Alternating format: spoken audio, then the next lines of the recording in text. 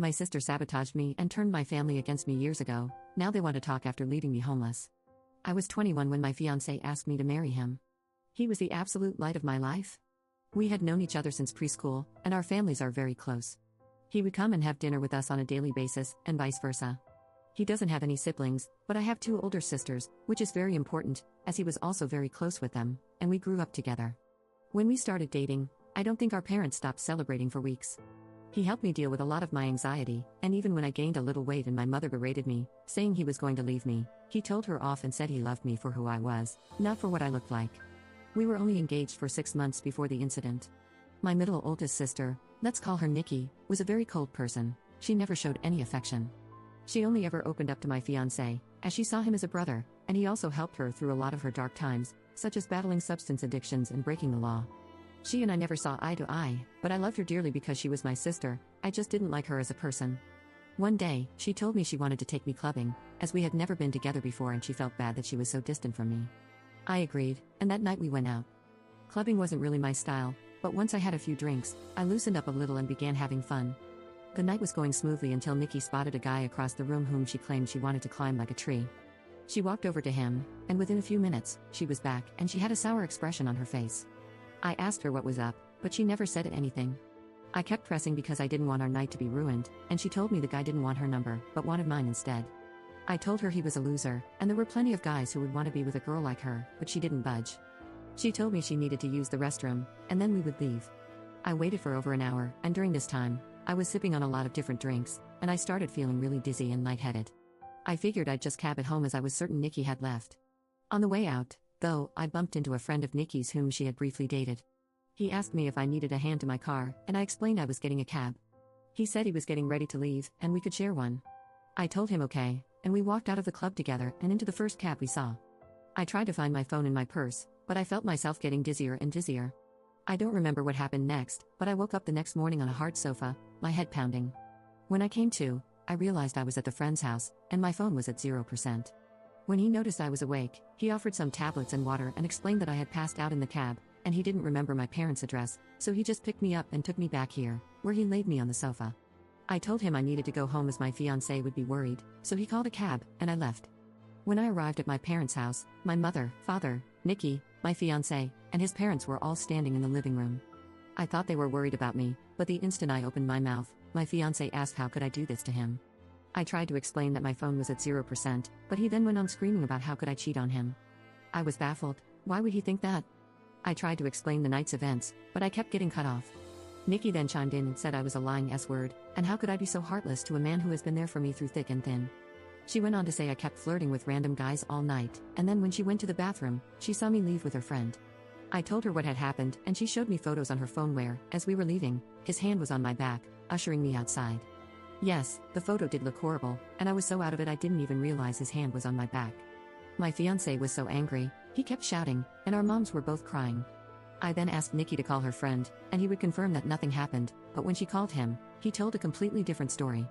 He said I begged him to take me back to his place, and when he did, we slept together multiple times. I started crying and yelling at Nikki because I knew she had organized this to make me look bad. I begged my fiancé to believe me, but he just shook his head and left.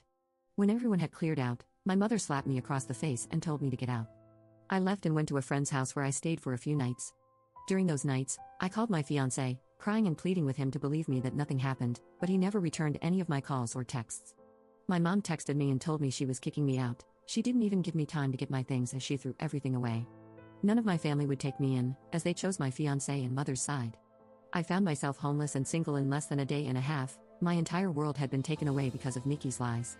For weeks, I tried everything to get my fiancé and family back. The breaking point for me, though, was when Christmas time had come, and I went over to my mother's house to try and reconcile. I was sleeping from couch to couch during this time. When I got to my parents' house, I knocked on the door, but no one answered. I later found out that my family was in another state celebrating Christmas, and they had posted pictures online. Everyone was there, my sisters, parents, grandparents, and even my fiancé and his family. When I saw the photos myself, I couldn't stop crying as they all looked so happy. I cried for days and days before deciding to block them all. I even returned my engagement ring. My friend knew someone a couple of hours away who was looking for some help in his restaurant, and he even had living arrangements above where he worked, so I could get rent at a cheap price and work at the same time. I wanted to start over with my life as it hurt me that no one took my side, and they all left me to fend for myself. I was able to move pretty quickly and was doing well. The apartment was tiny, and I had to work 10+ hours almost every day, but I was able to save a lot of money. I'm not living in the apartment anymore. I was able to rent a much nicer condo, but I am still working at the restaurant as an assistant manager. Now, it has been roughly 2 years since I left and have not spoken to any of my family.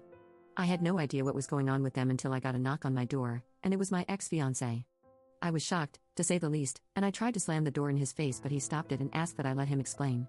He said that Nikki had gotten married, and she had confessed that she lied about the situation because she had found someone she loved so much and realized what a horrible thing she had done. I asked him how he found me, and he said my friend told him.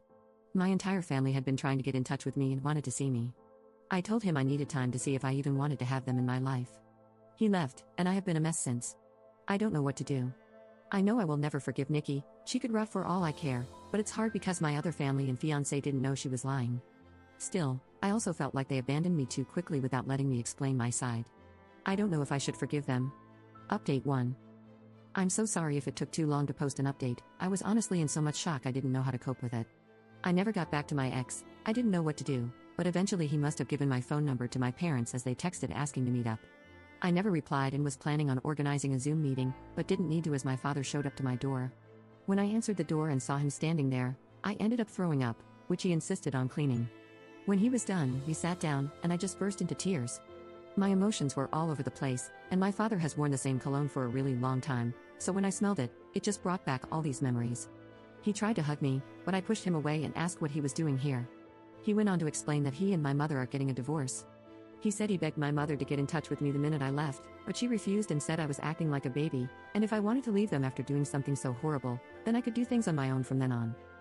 He said they arrived back home after New Year's Eve and were planning on inviting me over so we could talk. That's when they got in touch with my friend, and she told them I left and didn't know where I was. I asked him why he didn't listen to my side of the story and why they threw me away so easily.